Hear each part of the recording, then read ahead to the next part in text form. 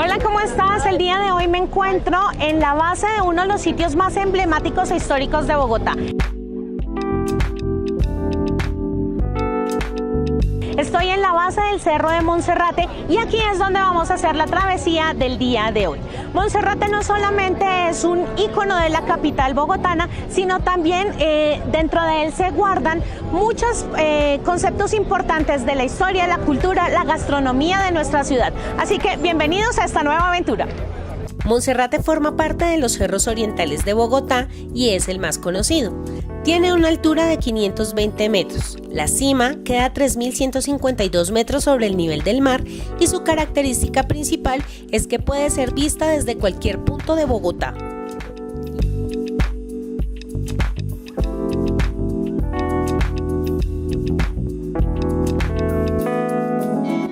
El funicular es un sistema de ferrocarril que le permite llegar a los visitantes desde la base del cerro.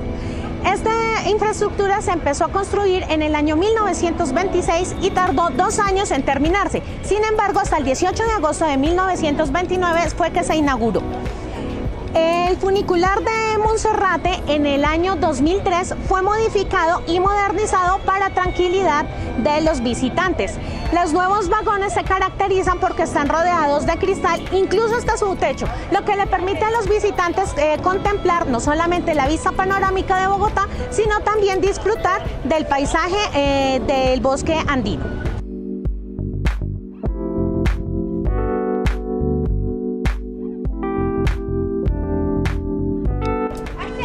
El telesférico es un sistema de cabinas que va suspendido a través de una cuerda y se mueve por tracción de poleas. Se empezó a construir en el año 1953 y tardó 2 años en terminarse. Hasta el 27 de septiembre de 1955, los capitalinos pudieron empezar a disfrutar.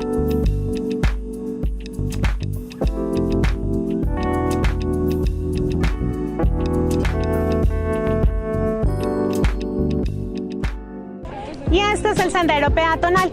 Es el camino que recorren diariamente miles de personas, algunas como actividad física, otros para peregrinación y confirmación de su fe. Este espacio es administrado por el Instituto Distrital de Recreación y Deporte de la Alcaldía Mayor de Bogotá y dentro de él podemos contemplar un poco de los espacios naturales que conserva aún el Cerro de Monserrate. El sendero peatonal tiene un recorrido de aproximadamente 2,5 kilómetros formados por 1.220 escalones, teniendo en cuenta que el cerro tiene un desnivel de 467 metros desde el punto de salida hasta la iglesia.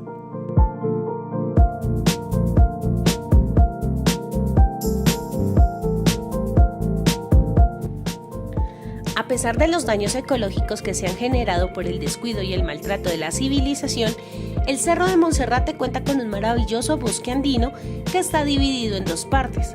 El bosque andino bajo se encuentra entre los 2.550 y los 2.700 metros sobre el nivel del mar y está lleno de una diversidad de especies como el gomo, el mano de oso, el trompeto, el cedrillo, el raque y una gran cantidad de lechos, frailejones, líquenes y otros.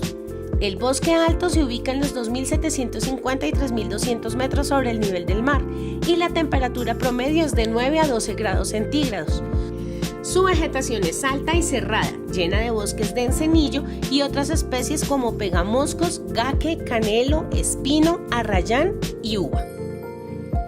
La deforestación causada por la tala indiscriminada y las quemas accidentales, así como la siembra de pinos y eucaliptos, ha hecho que muchas de las especies hayan desaparecido o disminuido sustancialmente.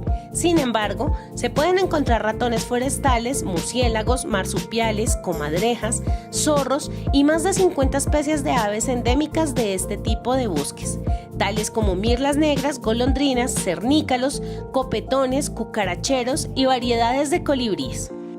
En 1992 se creó el Parque Corredor Ecológico que busca garantizar el cuidado de la zona y hace que sea considerada como un área de preservación ambiental de la ciudad.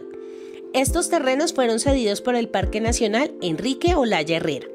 A medida que se va llegando a ciertos puntos de las escaleras, se van encontrando marcadores que informan a qué altura sobre el nivel del mar se encuentra la persona que va subiendo y cuánto le hace falta del trayecto para llegar a la cima.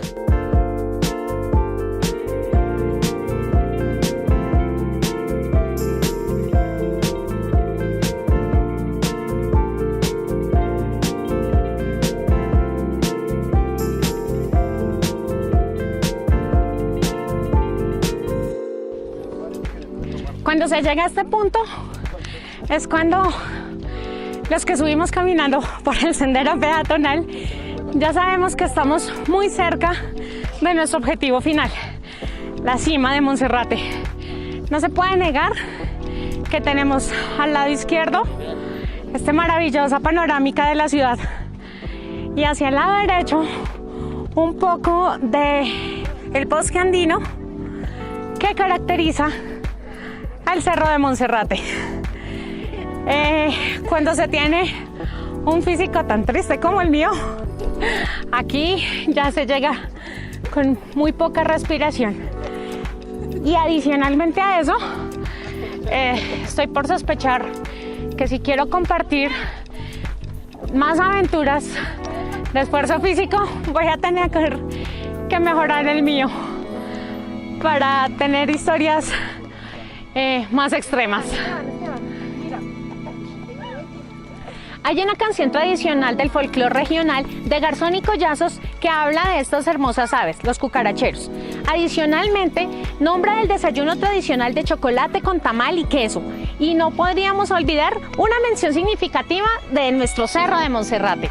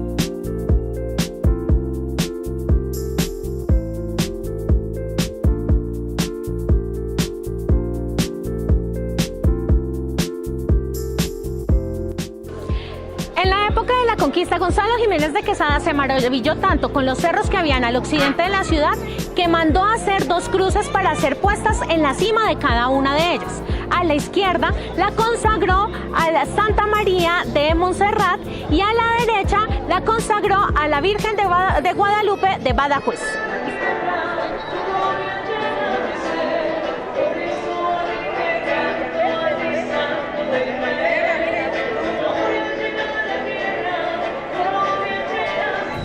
En 1620, la familia Fernández de Valenzuela inició la construcción de las ermitas, pero fue hasta 1640 que el presidente del nuevo Reino de Granada, Juan de Borja, autorizó a Pedro Solís de Valenzuela a hacer la construcción de la capilla y se consagró a Santa María de la Cruz de Montserrat. La construcción incluyó un monasterio. Esta obra concluyó hacia 1657 con la ayuda de la población santafereña. Paralelo a esto, se habilitó un camino que iba desde la Iglesia de las Nieves hasta el cima del cerro. Finalmente, Pedro de Lugo y Albarracín elaboró la majestuosa imagen del Señor Caído de Monserrate, que se convertiría posteriormente en el patrón y principal huésped de nuestra iglesia.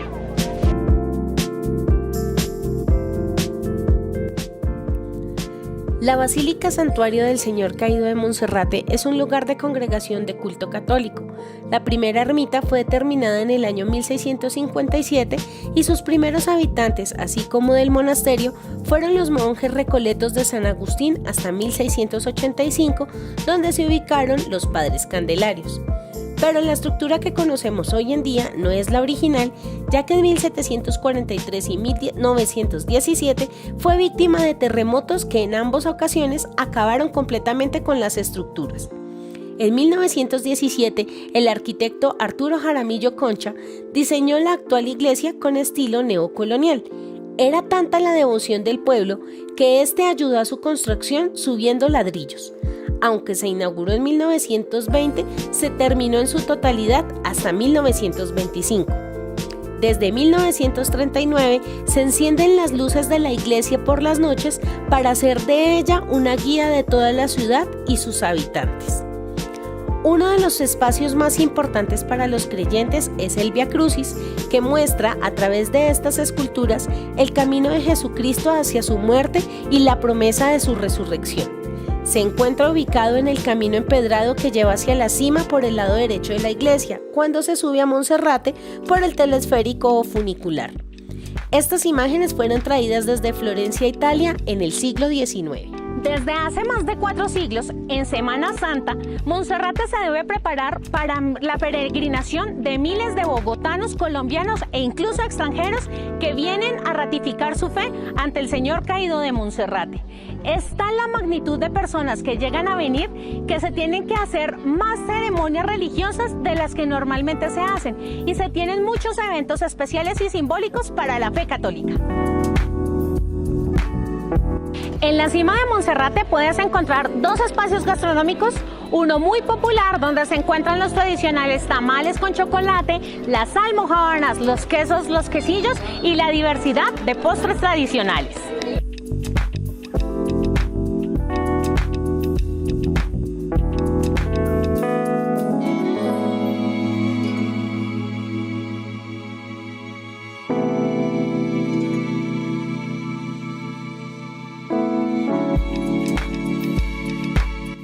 El restaurante de San Isidro es de aspecto colonial y fue fundado hace 40 años. Se caracteriza por su cocina gourmet y los festivales gastronómicos que se suelen organizar en este lugar. La casa del restaurante San Isidro fue construida a inicios de la década de 1920, cuando una empresa suiza inició la construcción del funicular. Era usada para guardar materiales y los elementos de los obreros. Con el tiempo se convirtió en la cafetería Panorama, pero fue en el año 1977 cuando se convirtió en el restaurante que es hoy en día. Ahora vamos a hablar del restaurante y café Santa Clara. Este tiene algo muy especial y es que es una casa tradicional del barrio Usaquén hecha en 1924. Fue traída desde el norte de Bogotá en 1979. Se caracteriza porque su cocina muestra los platos típicos nacionales y sobre todo de la región de Bogotá. En el segundo piso encontramos el restaurante y en el primero el café, que cuenta con una hermosa vista del altiplano cundiboyacense. Un dato curioso que me encontré cuando llegué aquí al restaurante es el nombre de la última persona que vivió y fue dueño de la casa, el señor Guillermo González Zuleta. Ahí les dejo otro dato muy interesante de mi tierrita. Todos los años en el mes de diciembre, el Cerro de Monserrate se viste de luces y color para inaugurar la celebración navideña. Una de las características especiales de esta conmemoración es el inicio, casi siempre, con un concierto muy especial de la Orquesta Filarmónica de Bogotá. Adicionalmente, está la cantidad de gente que viene a ver las luces del cerro, que este evento es prolongado hasta mediados del mes de enero.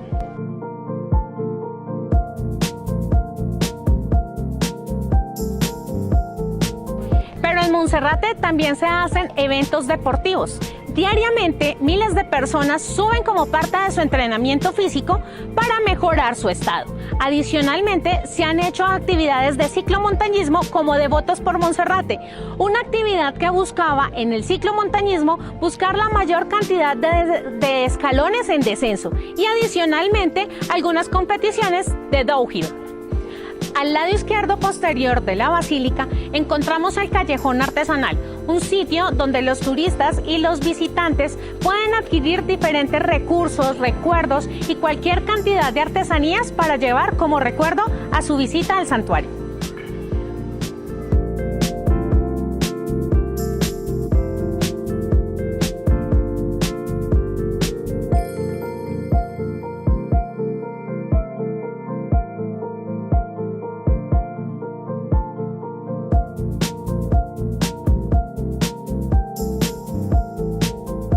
Y así hemos terminado nuestra travesía por el día de hoy. En la cajita de los comentarios cuéntame cómo te pareció nuestra aventura y si tú has subido a este emblemático cerro. No olvides suscribirte en el botón rojo y activar la campanita de las notificaciones para que te enteres cuando te voy a echar otro cuento. Recuerda que si te gustó también debes dejar un like y compartir con todos tus amigos y contactos. No olvides que mi tierrita también tiene su lado bueno. Las mujeres que participaron en la elaboración de esta obra, como ya les había mencionado, son mujeres que de una u otra forma y por diferentes actores fueron víctimas de violencia sexual durante el conflicto armado en Colombia.